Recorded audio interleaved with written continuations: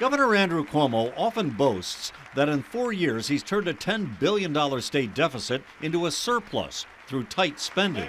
Well, now that he has another $4.2 billion to spend, the governor told reporters he's not changing his habits. We have to keep that spending discipline, because if we lose that spending discipline, we'll be right back into a deficit situation.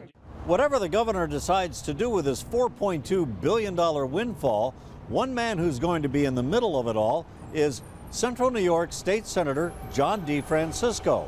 He's chairman of the Senate Finance Committee. It's a one-shot opportunity. You use it for things you couldn't afford. DeFrancisco says there was no way he saw this windfall coming. It was a legal settlement with a bank which violated international sanctions for doing business with blacklisted countries.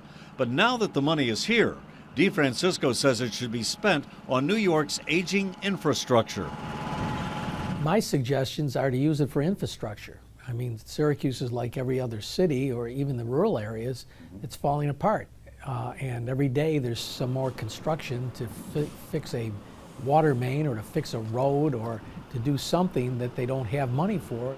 Senator DeFrancisco says it would be a mistake to use the extra money for education or tax cuts because it's a one-shot opportunity. Once the money is spent, he says taxpayers would have to fill the gap left behind. DeFrancisco says any proposals to spend the windfall will require additional legislative action, and he hopes it can wait until after the November elections. Is it your concern that this money could be used for electioneering?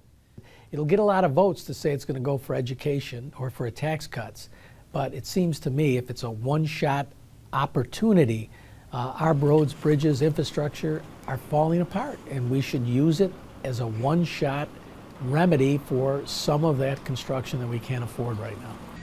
Already there's talk of steering some of the money into the reconstruction of the Tappan Zee Bridge downstate.